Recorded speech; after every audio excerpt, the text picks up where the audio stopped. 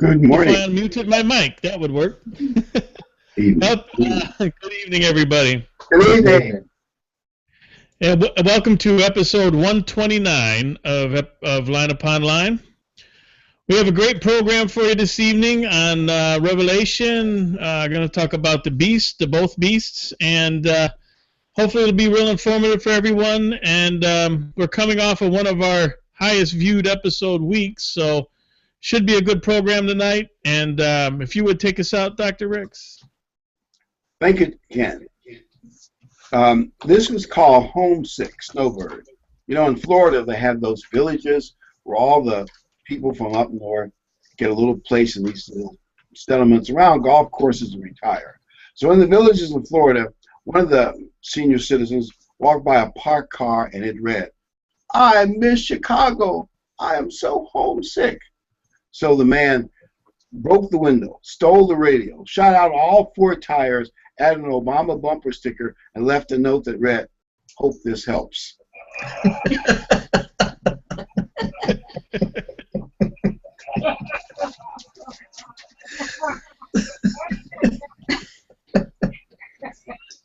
I know it's not original, but you kind of like that one. That makes you think of Chicago.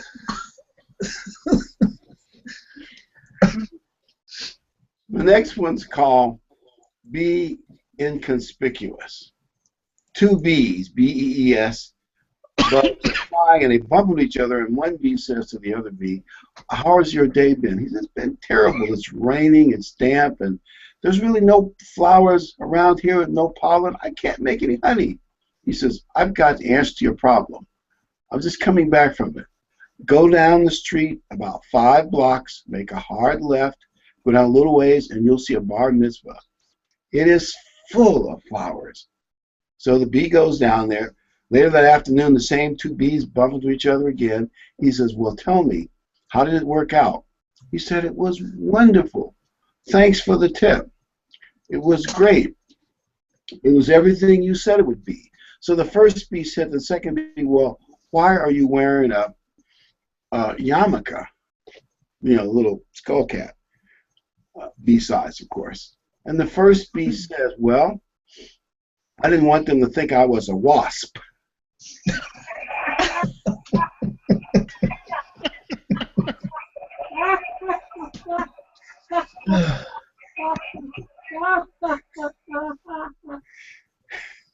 Well, at least it's something different. I like that. I'm allergic to wasp stings, so I understand. Well, thanks to Diane, who sent us some interesting questions. She asked about the beast of Revelation 13 and 17 and kind of to parallel the two. So we did that. And in Revelation 13, you have two beasts. The first beast is a political beast. He kind of rises out of the sea, or a sea full of people, nations. So like the pagan empires that often surrounded the Mediterranean, but I think it's even at the very end, even bigger scale. And this political beast is a beast of a man, you know, real predator type. And he has the speed of the leopard, the claws of the bear, and the jaws of the lion, kind of looking the opposite direction from Daniel's prophecy, where all that came from. So her first question was, who are the 10 kings? And could you put up the slide with the 10 kings from our article, Ken? I think it was like the second slide we're going to look at. We can maybe just kind of look at these and discuss it for a few minutes. There are some European kings, and the one with the names from the article, the kings from the article that we in our pod prep. Those are European leaders, of course. And I think the ones that we believe are sure. You know, when you look at Daniel's prophecy, and you look at it clearly, the kingdoms, you start off with gold, and you go all the way through the Roman Empire, long legs. The Roman Empire lasted a long time as the Holy Roman Empire. And in the end time, you're going to have 2 feet represent the last go round of this evil empire, this beast. And we'll have 10 toes. 10 will be militarily strong like iron, and 10 will be militarily weak like clay. And they're meshed together, but they don't really mesh together well. Now, looking at the list in front of you, I'm absolutely certain that 1 will be a German king. And you know, the highest award in Germany is the Iron Cross. And you could add more about iron in Germany, but you get the general idea. Austria is also a German-speaking country, and the Austro-Hungarian king, he was the other big Central Germanic European monarchy. Actually, World War I started in one of his outer provinces, Yugoslavia, when the crown prince was assassinated and started World War I. So I'm sure that Germany will be one of the kings. Austro-Hungarian monarch will be one. Probably the Netherlands, and probably Belgium and France both speak French, and maybe they'll all come under one French king. At least I'm sure the first 3, or at least the first 2. Now the 5th one could be Switzerland. What do you all think? You know, Switzerland has managed to remain neutral in both world wars and in the Cold War, and it's been to their advantage, of course, Swiss banking and all that. But wouldn't it be a tremendous coup for united Europe? Because Switzerland was big in the Holy Roman Empire in those Roman Empire days back, many centuries back. If Switzerland could be pulled out of its neutrality and into a united Europe, wouldn't that be a tremendous thing? What do you think, Ken? I don't. There's all kinds of things going on with the the Muslims pouring into these countries, and Switzerland, I believe Switzerland or Sweden, one of the two, is having a tremendous amount of trouble with them right now, and that may be by them these Europe collapsing and reforming into a new beast power. That might be what brings them in to help straighten out that mess if they can't fix it on their own. That's true. They might need help. All right. And then you look at some of the others, Luxembourg or Poland, or even the eastern part of Ukraine that the Russians haven't already taken. They've taken about the western 2/3 of Ukraine. The eastern third of Ukraine's been taken by the Russians through their proxies. But that part of Ukraine that's free, they do want to be part of the West. Maybe that could be it.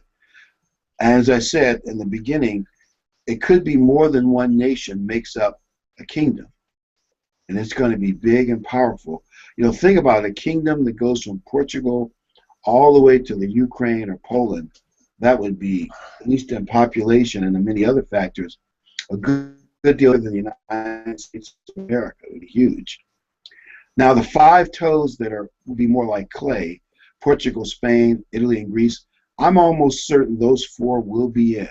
They have monarchs or pretenders to the throne, and at least they were sort of like, they were in World War II.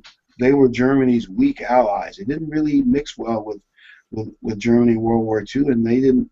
They sent troops to the Eastern Front, but or tried to fight the British in North Africa. But yeah, they weren't. They were more like clay than iron. So World War II has already set the pattern. I believe those countries are in for sure. The 5th and last one could be Macedonia, just north of Greece, Bulgaria, or Romania, or some conglomerate that includes all of those. And think of how big that would be for Europe. And if you look at it instead of as a country, as a kingdom, and understand that Great Britain at one time, it was multiple countries, but it was one kingdom. It could take any kind of shape with these people, with these nations. So all 3 of those could easily, make up a kingdom. I think something that we understand, but I think people need to keep in mind is a lot of times in the Bible, and I think most Christian organizations look at 10 kings, they see 10 nations. So they're looking at 10 existing nations. And like they also assume there was three kings came to visit Christ. Three. So they add that to the scripture, and if we just look at 10 kings, then we can see it could be sliced up any way they want. It could be 10, 20 countries, whatever. But as long as there's 10 rulers over sections of those, then it meets prophecy. And remember, the Austro-Hungarian monarch, this is, they broke it up after they lost World War I. But prior to and during World War I, he was in charge of Austria, Hungary, Yugoslavia, and a bunch of those countries around there. It was, if you were to see a map of it, it was a huge chunk of Central Southern Europe. That was one monarch. As I say, we never know. You could have a monarch for Ukraine and Poland together. I mean, it's possible. Anything is possible. So anyway, some of them could be quite substantial in size and reach. And just to make it clear who the 10 kings are that Diane asked about, in the Daniel's dream, Nebuchadnezzar's dream, where the first pagan empire, we'll call it Babylon the Great, was first mentioned, it had 4 parts.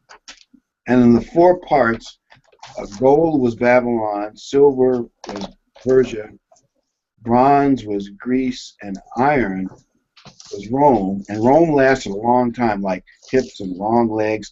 And the toes and the feet were the final chapter, or the last empire, if you like to look at it that way, or the last iteration of the Roman Empire. And that's yet to come in our future. And one thing I really believe, don't you believe that Europe, a little bit like America, but even more so, is desperate for a strong leader? Yeah, I think the same way this country is taken to, they're looking for something new, somebody who speaks their mind. I mean, that's why we're getting so much traction that's why he's getting so much traction, Trump is. Just because that the country is tired of getting taken by their leaders, and Europe's in the same position, and they've been going at it as longer than we have. So they are, I mean, we've seen a very strong showing in France by a more conservative leader, and it's just it's starting to pop up all over Europe, and I think definitely they're trying to fill a void the same as we are, with a strong person who can take control and stop. And they're going to assume that they're going to stop everything that's happening to cause their country to decline, to get jobs back, to all those things, but it could end in prophecy being fulfilled as well. Yeah, I mean, I could see in next year the world economy is fragile. The world, especially Europe, and maybe China, could slip into a horrible depression, recession. I mean, their economy is not good now. And then you could have all kinds of terrorist problems and other problems, and caused by these liberal leaders, and the voters could revolt and vote somebody in that they would not have voted in before. And that's the pattern of Adolf Hitler. The Nazi Party was unpopular until the Great Depression and a whole bunch of other bad things that the Weimar Republic did in the subsequent years. Could we put up Revelation 13, 2 and 3, or 2 to 4, if you've got that, Ken?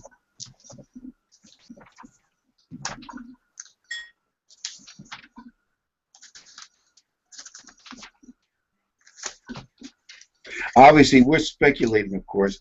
We don't know the timing of all these events, but I believe they are coming for sure. Would you like to read those verses for us, Ken? Please. Revelation 13:2. Now the beast which I saw was like a leopard. His feet were like the feet of a bear, and his mouth was like the mouth of a lion. The dragon gave him his power, his throne, and great authority.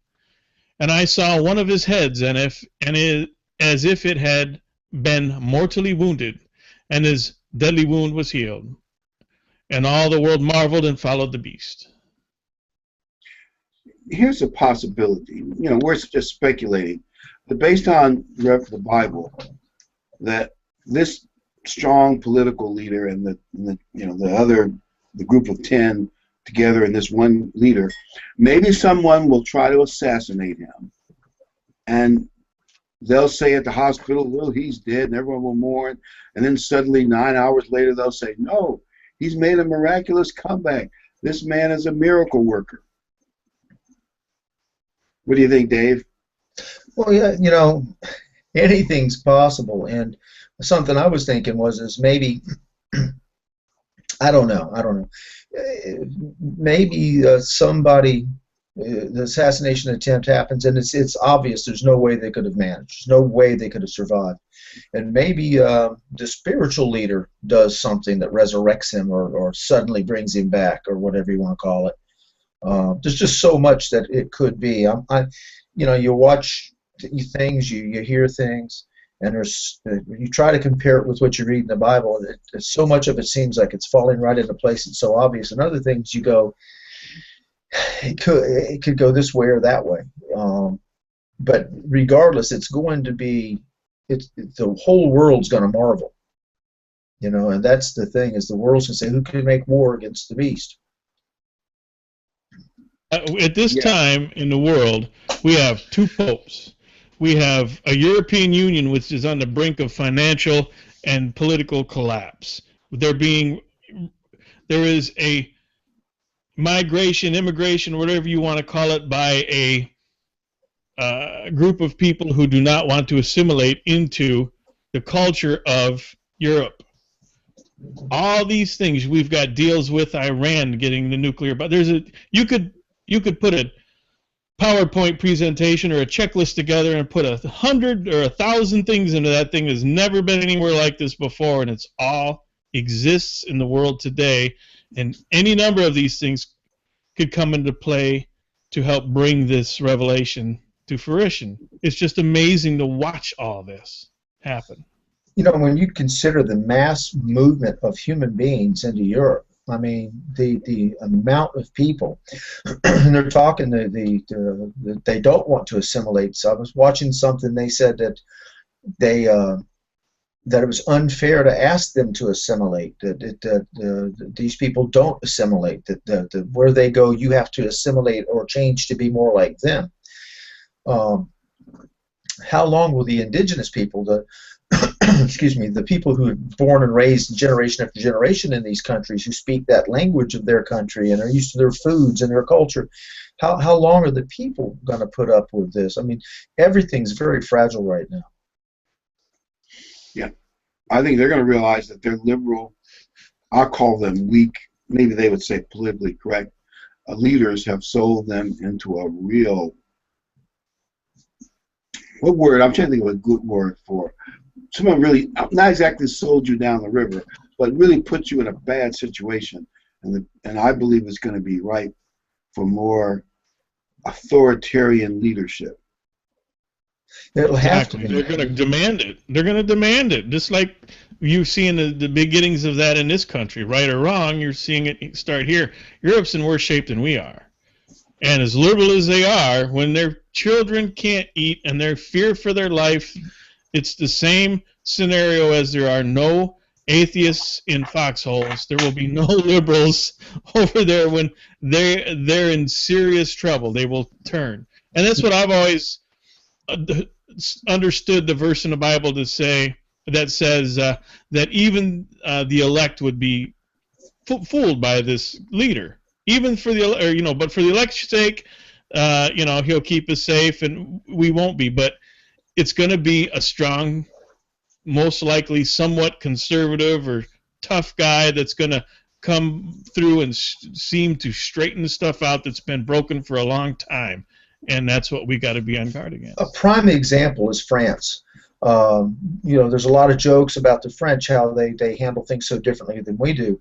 But after that, the last assault they had, the last terrorist attack they had, they mobilized, and they mobilized hard. And I'm reading, I think it was 15 or 1,800 people a day are trying to enlist into the French military because they've had it. By the way, that's the first time ISIS's headquarters was bombed when the French bombed it. I thought it was interesting. All those, what, year and a half, America's been kind of a low-level bombing. We never bombed their headquarters. I mean, isn't that interesting? You think you bomb their command and control center right away.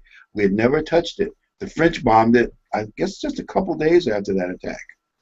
Right, which means that everybody knew where it was, but nobody acted on it. And we gave them the location. So think long and hard why we didn't do that. Yeah. Yeah. I guess come to your own conclusion on that one. Yeah.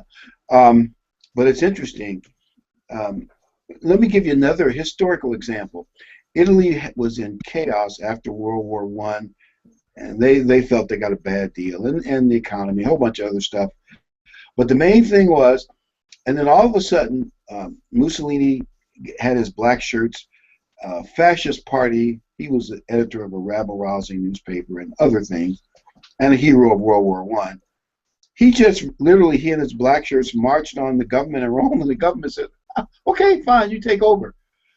And Mussolini, El Duce, if you see a picture of him, they said all of a sudden trains started running on time in Italy, and things under his authoritative power started working at least more than they should, much more than they did in the past. If you ever get a picture of him on the balcony making a speech, it's like, and I'm sure if I was there in person, I probably would see it differently than on the video, but it's like he's a tough rooster strutting, letting everybody know, I'm the boss, and the people loved it. Yeah, and that arrogance came from somewhere. And can you see another, maybe not a rooster type, he might be a different type of personality, but a guy who is, I am the boss and the people love it type leader coming to the fore to bring order out of chaos. And a lot of times guys that end up in that position have a strong personality or whatever, but they're very arrogant. And it seems like the common folk who don't maybe have as much, who just get up and work, and good dad, good mom, they, for some reason, they don't identify that arrogance and where that pride and that self-value comes from. There's an awful lot of the time, from what I can see reading my Bible and throughout history, it's demonic. It's a dark pride. Yeah, and definitely he and his buddy Hitler were not good men. I'm sure I say that. They are models, at least in some ways, of the future beast. We'll see how much. Could you put up some more of Revelation 13 that we had ready, Ken?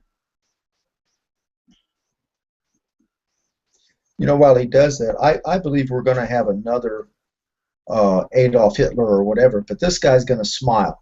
He's not going to be screaming and yelling, and he's going to smile and be lovable. Yeah, I think he'll have more charisma than Hitler and Mussolini. I'm not saying he won't be a strong guy, but the way it's written up in the book of Revelation, he will sway the whole world. And obviously they have the media knows a lot more about propaganda and media than they did, in the 30s and 40s and 20s, but the guy's got to have some charisma to pull it off. To reading verse 13:4. So they worshiped the dragon who gave authority to the beast. So that's the man that's making him successful.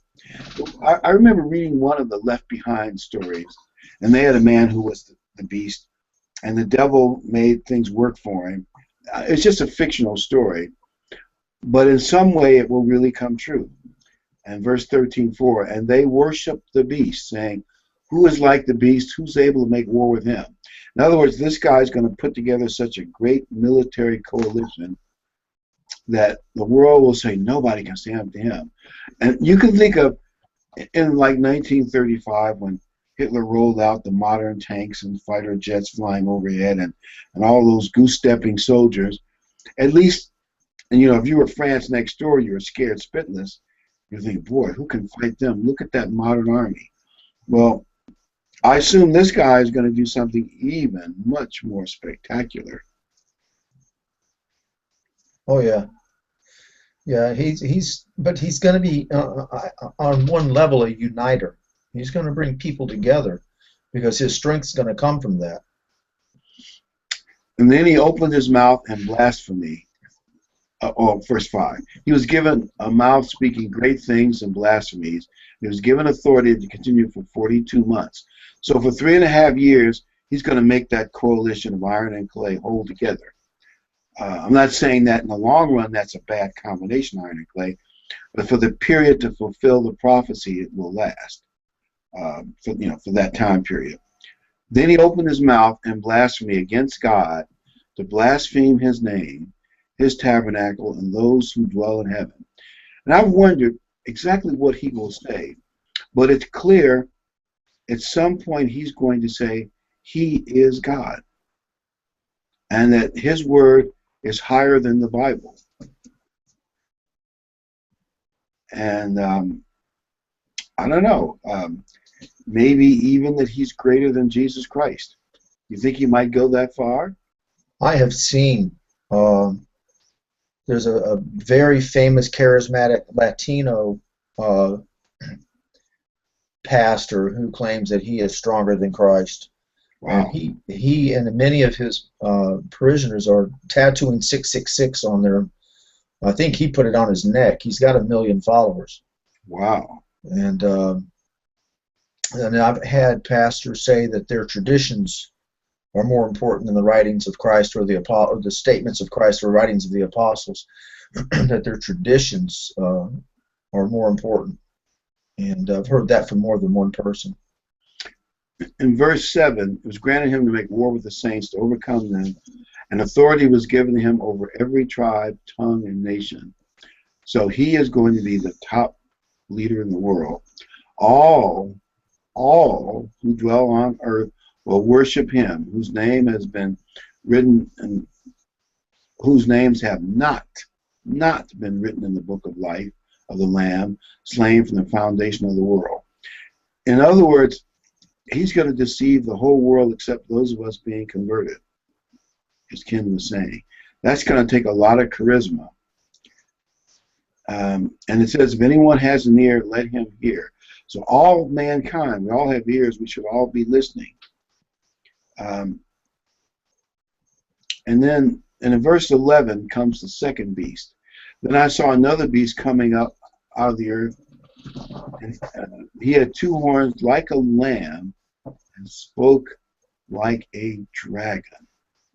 So this one comes up from the earth, not the sea. And I think the important thing is he's lamb-like. The first beast was a political leader. The second beast, we might call him the false prophet, is a religious leader. Like a lamb, but the devil will really give him the words to say. I look at that maybe a little differently, because if you look in Matthew, it says they'll come to you in sheep's clothing. That means that they're going to look like something. We'll say, hey, he sounds like me, he looks like me. He's delivering speech about protecting Israel and loving babies and all these things. Maybe he'll fight against abortion and even end it or something, to where people go, how powerful can he be that he ended this world universal horrible thing? And he'll be holding a Bible. He'll be reading from the Bible, and people say, how can he be bad? How could he have anything to do that's bad? Look at all the good he's doing. He's helping to cure disease, and so it's going to look like such a great person. And then, and he spoke like a dragon. Well, but we all know that Satan, who they call a serpent or a dragon, he's subtle. He's the most subtle of all the beasts. So when I read spoke like a dragon, that doesn't mean spoke. I mean, it could, obviously, just another way of looking at this. Powerful and like Adolf Hitler spoke like that, but maybe subtle, gentle, and understanding and kind and that sort of thing. And really, what he's actually doing is a whole other story. That's a good point, Dave. Good point. You know, in 2 Corinthians, it mentions that the devil comes across as an angel of light, and his ministers as, you know, as angels, you know, as righteous ministers when they're really false. And this guy will be a false prophet, but he's going to look so righteous. He'll probably be the model of, I am so pious. I mean, he will be pious plus. And by the way, as Ken was talking about, we have two popes. There is a theory that I've heard. You know, obviously, no one knows how the devil will pull all this off, and the devil probably already has picked out the men he's going to use, and it's developing now. But one theory is it's the two pope theory. One pope will be a normal pope, and the other pope will be completely possessed by the devil and be an evil pope. But that doesn't mean the world will know he's evil, like you say, Dave. He'll deceive them. And of course, the one that will prevail in leading the great universal church in the world will be the bad pope. Yeah. Somebody told me one time it's easy to stab you in the back. It's really easy. What I do is I hug you and look you in the eye, stab you in the back. You know? and it's a lot easier to do those things when you trust somebody. Mm-hmm. And like you said, Ken, the Bible implies that this deception will get so great because people do not love the truth that just about everybody will be deceived except for the very elect, which is us, hopefully. And, you know, another thought too is they'll love being deceived.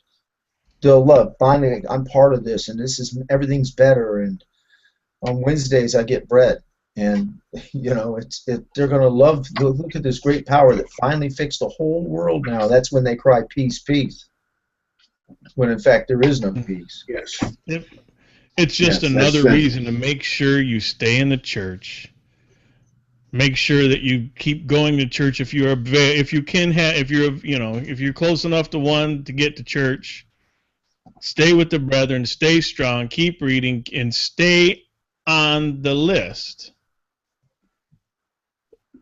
Yeah. And who have written the book of life, so you don't get pulled in by this mess that's coming. That's where I'm really lucky. I had a fella call me today from church, and he says, "I realize you're not busy."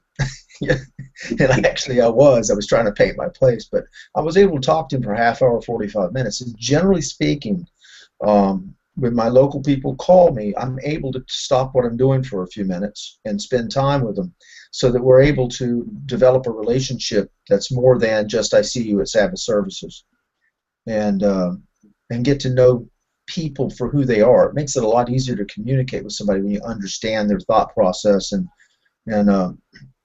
how you can talk with them and be open and that kind of thing. And that's where I'm glad. This is going to sound kind of terrible in a sense. Part of me is glad that the church broke up the way that it did, because now we're really, at least for me, I'm really able to develop good relationships with people. Where if I were attending a church with 400 members, there's no way I could have a close relationship with all 400 of those people.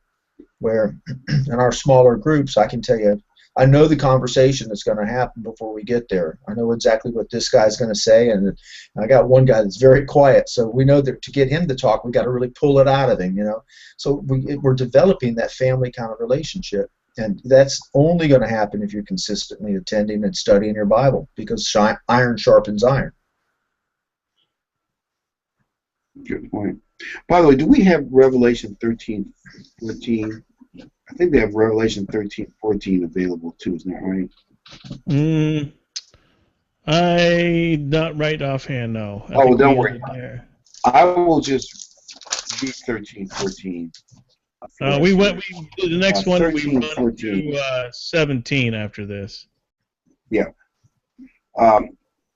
Speaking of the second beast, the religious one, and he deceives those who dwell on the earth by the signs which he's granted to do in the sight of the beast, telling those who dwell on the earth to make an image to the beast who was wounded by the sword and lived.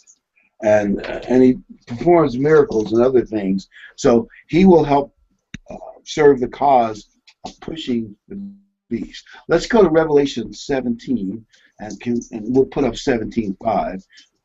This is what happens to the two beasts. One is political, one is religious, or at least a good deal of it is in those two chapters, Revelation 13 and 17. And Revelation 17:5, and on her forehead, by the way, this is the woman who rides the beast. That is the church. By the way, churches, Israel was like a spiritual church, and God married Israel. Idolatry is like spiritual adultery as far as God's concerned. So the false church is pictured as a harlot. And so the false church is the beast. And historically, in the Holy Roman Empire, often it was the religious leaders who picked the emperors of the Holy Roman Empire. They were in control of the beast. Anyway, and on her forehead a name was written, Mystery, Babylon the Great, Mother of Harlots and of the abominations of the earth. And so think of that, Babylon the Great, that same religious system that opposed God in the city of Babel with Nimrod, and then later the Babylonian Empire. That same system is there in the religion. And then we'll go to verse 7. But the angel said to me, why did you marvel? I tell you the mystery of the woman and of the beast that carries her, which has 7 heads and 10 horns. And the 10 horns, we already looked at the 10 possible kings. And the beast that you saw was and is not and will ascend out of the bottomless pit and go to perdition. And those who dwell on the earth will marvel, whose names are not written in the book of life, when they see the beast that was and is not and yet is. And if you look at that, the Holy Roman Empire fits that. It was in the past, of course, and it's not quite there, sort of in Europe, but not quite, and yet it's coming in the future. And here is the mind which has wisdom. The 7 heads are 7 mountains on which the woman sits. Let me give you 2 possible interpretations of the 7 heads upon woman sits. Some say Rome, the 7 hills of Rome, and that is a possibility. And of course, God does some things that it could be a dual meaning. But then if you look at the empires that have transpired, the 7 heads of these, Babylon, the great empire, I guess we can take down the scripture card. And here's some possible ways to view it. And see what you think. If Babylon was head 1st, Persia was head 2, Greece was head 3, Constantine and the first of the Holy Roman empires was 4. And he's considered a Germanic emperor of Holy Roman Empire. Charlemagne 5, and then 6 could be a blend of several monarchs in Europe, which could even include Hitler and Mussolini. And then the last one coming is the one that's coming in the future. And it occurred to me, if he comes in the same model as Hitler and Mussolini, I mean, he'll probably have a lot more charisma than they did, but maybe he will be a fascist in type. And fascism, most people don't know what fascism is. Fascism was a level of socialism, but not full socialism. It was socialism and crony capitalism.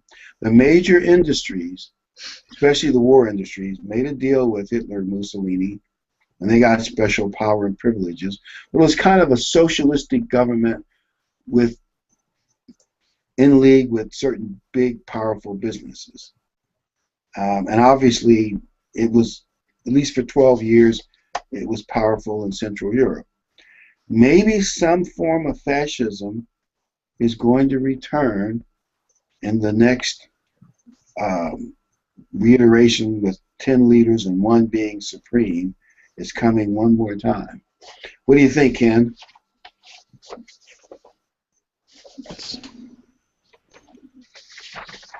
It would almost have to be a fascist to get control over the that whole region. The other thing too is that our younger people are so poorly educated. I remember when Obama was running, I was sitting at work, and this man and woman were arguing back and forth about it, and he said, he's a Marxist, and she goes, I don't know what that is, but I'm going to vote for him because I did my research. So he says, Karl Marx. And she goes, I don't know who that was. And then she became upset because now she realizes she doesn't know, she's not intellectually able to hang with him. And she said, I did my research, and she got very loud and emotional, and he is for everything that I am for. I had a fella tell me yesterday that a lady was making all kinds of statements, and she said Donald Trump is Adolf Hitler.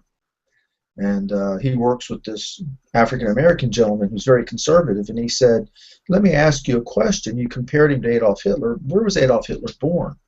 Well, I don't know, overseas. What was his nationality? I don't know, overseas. She had no idea who Adolf Hitler was, but she made the comparison. So our younger people they're not being taught history. They're certainly not being taught anything out of the Bible. And they don't have the ability to look at things through history, because history will repeat itself. So I can see, as older generation, especially those of us in the church, because we're an older church. I'm considered kind of on the younger side in the church, and I'm a grandfather. And as the older generation goes away, the younger generation never being taught the Bible, never being taught rational thinking, something simple as just delayed gratification. I mean, don't buy it right now, save up for it. Just something simple. How are they going to make decisions in the future, and rational decisions? There's a congressman or a senator out there, somebody out there now, wanting to move the voting age to 16. I mean, I was 8 years old, 10 years old when they moved it to 18, and I said, that doesn't make any sense. You're a teenager. You can't vote when your last part of your name is teen, And I was a kid, and that's turned around and bit us. But this guy here is trying to sell it to 16, to Congress to get 16-year-olds. And you talk to younger people, they don't know what's going on around them, because they don't know you guys see Water's World and those programs. They don't know who we are. They don't know where we came from. We got our independence from France. Come on, France. So how are they going to make rational decisions? So when everything's a mess, and some guy comes out and he's saying what they want to hear, they're going to be happy and worship the statue or the image, whatever that is. And I think it applies to economic knowledge, too. I saw this girl at an Ivy League school. It was Yale. She probably was like 20 years old, some, young twit. I mean that respectfully, but what did she really know? And she said, we're demanding free college and a couple other freebies. And the reporter said, well, who's going to pay for it? Well, the rich will pay for it. Now, if she knew anything about history, that's what the communists said. And how did that work out? They killed, confiscated all the property of the rich. Maybe a few escaped Russia and that part of the world. But they lived in abject poverty until the whole thing collapsed. It doesn't work. Believe me, you get more details, but you know nothing about economics if you think you can get all of it out of the rich. France tried taxing the rich unbelievably high.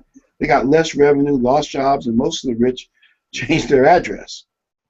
Yeah, destroying all the producers in your nation that produce and provide jobs and provide innovation and provide, in this country, like the wonderful things that we are able to enjoy is all because of producers. If we get rid of them, you tax them out of existence, you kill them, take their money, whatever they want to do with them, you've got nobody's producing anything. Who's going to hire them out of college? Yeah, and now my only point is, if America can afford to give free college, well, that's something for the voters in Congress to think about. But with our $18 trillion national debt, this isn't the time for it. And if you really understand it, giving people too many things free, they don't appreciate it. It wouldn't work. But I understand she's so ignorant of economics, she really thinks, oh, yeah, we'll give it from the rich, and they'll be happy to do it. It'll all work out great. No, it won't. I guarantee it. And there's plenty of examples, but she would have no idea. Can we see that latter part of Revelation 17 slide? And now we're going to look at some of the things that are going to happen to the beast and the false prophet. Yes. You know, 7 kings, 5 have fallen, 1 is, the other has not yet come. And he only continues a short time. And the beast that was and is not is himself also of the 8th and is of the 7th. And what I meant was, if the 7th is Hitler, Mussolini, the 8th one could be fascist like they were in some way, shape, or form. This is just speculation. And then we've talked about the 10 kings. Let's go to verse 13. These are of one mind, and they'll give their power and authority to the beast. And I believe Satan will spiritually get these men to unite and be unified because of the devil. And they'll do all kinds of mischievous things in a power move. And they're going to make war with the Lamb. And that's, of course, Christ, and Christ will overcome them. And let's go to verse 16, because this is one that I really never noticed until a few years ago, Revelation 17:16. And this is the outcome of the universal church. What I speculate is that, you know, the secular religious sides of power will kind of rub each other a little bit the wrong way. At first they support each other, but after a while the political side will decide to get rid of the spiritual side. Notice what it says.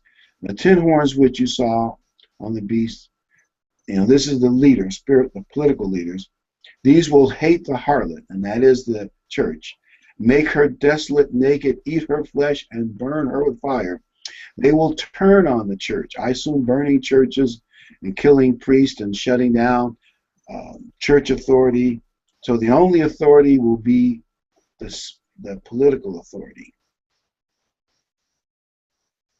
Can any of you think of any examples of something like that in history? Because it's kind of an unusual thing, the way that works out. The only example that occurred to me was Ernst Röhm. He was in charge of the brown shirts, who were the Nazis' muscle during all those years in the 20s and early 30s as they fought in the streets of Germany and Austria to get power. And when Hitler finally got power, the army didn't like the fact he had a private army, and there were some other problems. And Ernst Röhm thought he should get a real high position now that Hitler was prime minister and Führer. And Hitler realized, or thought at least, that this was a potential political threat to him. So in the Night of Long Knives, they secretly, one of his hit squads, they had all the leaders of the brown shirts, stormtroopers, meet at a certain resort, and they brought in a bunch of henchmen and killed them all. Shot them early in the morning.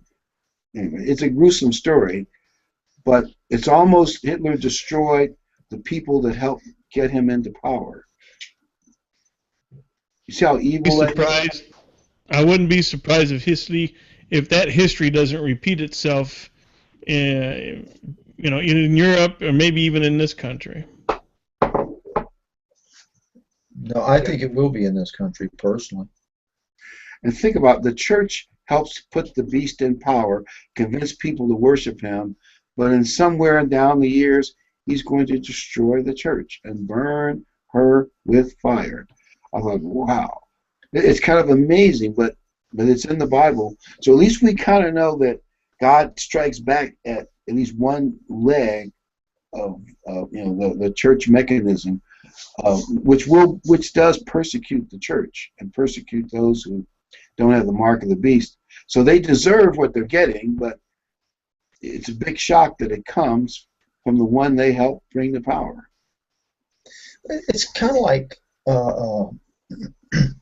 as I understand it, in World War II, Hitler and Mussolini and Hirohito, they felt that once they conquered the entire world, they all talked about, dividing it up into 3 parts. But in all reality was that wouldn't have been enough. They would have then tried to have taken until I had everything. That's interesting. I'm sorry, that's interesting you bring that up, because we just watched this series on Amazon Prime called The King in the High Castle? The Man in the High Castle. And it's all about the United States in the 1960s, but the United States lost.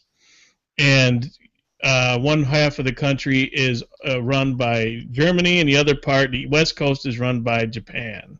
And how they're all positioning themselves to fight each other for the entire country. It's an interesting series that they put out. It's never enough for these people. It's never enough.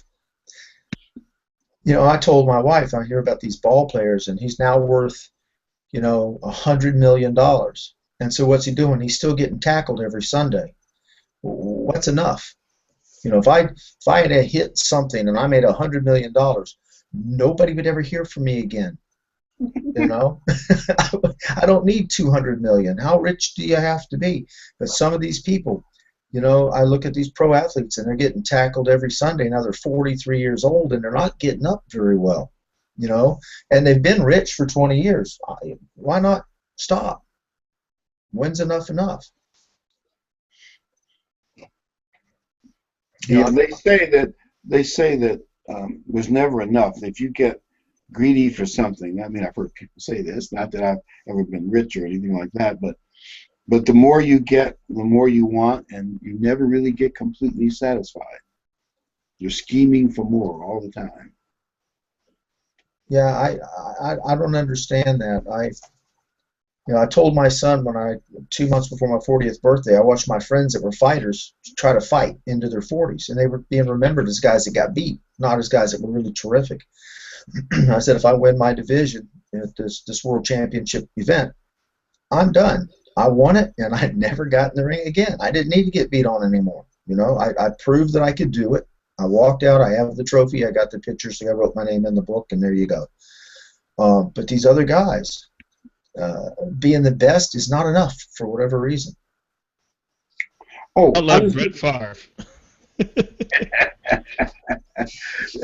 One of the church members sent us this article about Germany foreign policy, and it's very interesting about how Germany is, well, at least in some ways, according to this writer, arrogantly taken over the leadership of Europe, and they're forcing the Greeks to do certain things.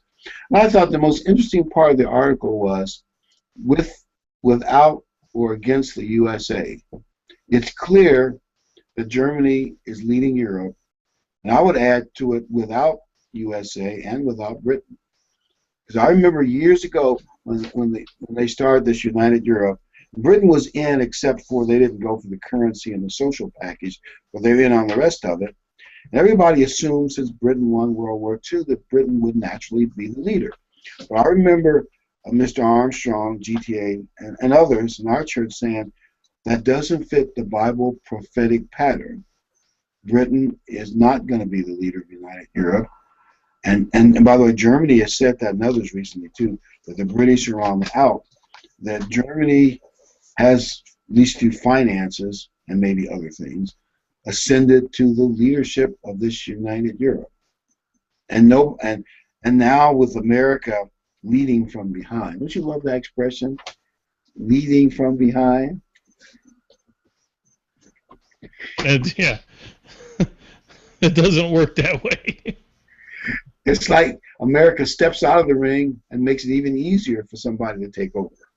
Oh yeah, that's why you're seeing the scramble in Europe and the Middle East right now. They're all scrambling for who's going to be running the show over there because we've dropped off the map with them.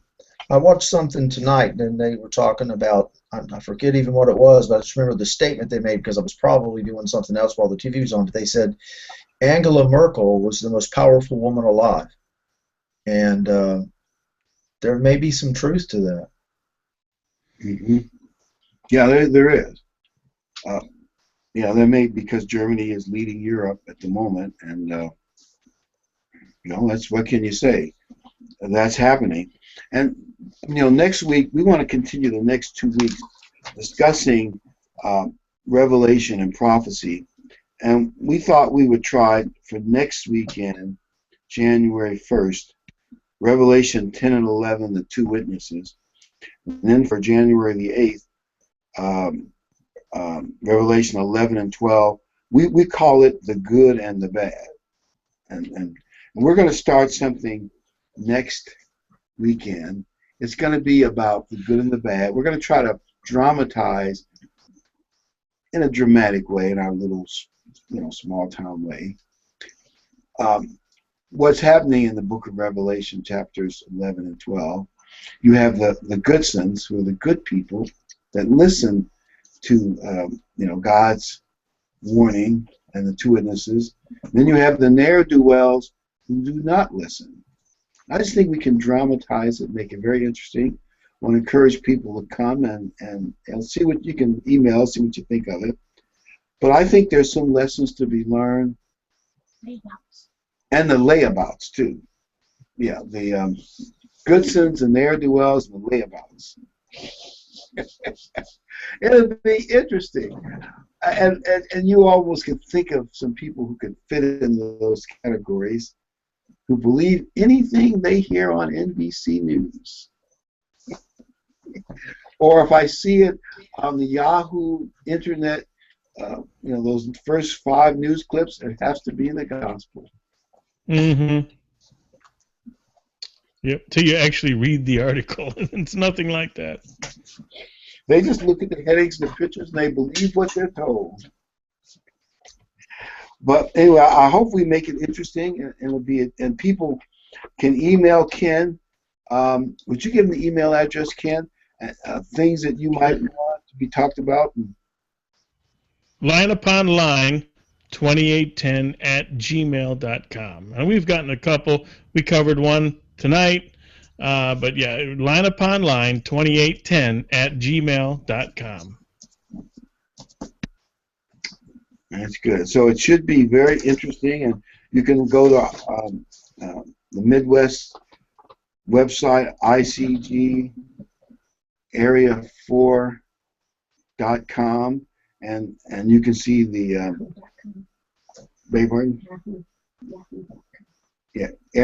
ICGarea4.com, and you can see articles that help that a lot of our podcasts are based on. You can read the articles, and there are a lot of DVD videos and other helpful things that are there that you can read, and I think you could even print it off as well if you want to print something off. And it should be, all I can say, I'm curious to see what the Goodsons are going to say next week myself. Do we need to get together a little earlier to do show prep for that one? Yeah, plan our dramatic strategy. That's the word for it. Dramatization. That's kind of scary. It might be suitable for kids. And grown-ups. Yes, and yes. grown-ups, or people that think they're grown up. That's true. Before we do sign off, I just want to mention again that Carolyn, we need to keep her in our prayers, and Jane, and we could add Ray Dean to that list too. He's got some kidney issues, and he's down. He's in the group down south there in Tennessee and Virginia. So if we keep him in our prayers, and tune in next week. It ought to be good. It ought to be very interesting. Thanks everyone for watching, and we hope to see you back here again, like I said, next week. And if I can get the buttons to go.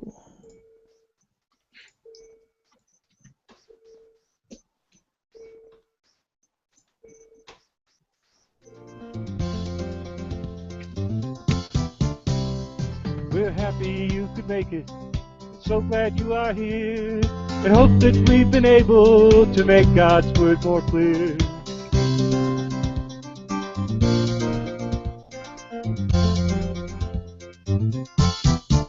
Until next time, may God be with you in everything you try. But for now, till next week, we have to say goodbye.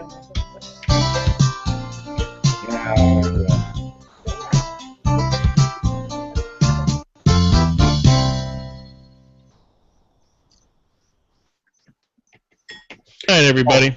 By the Good way, night. good night.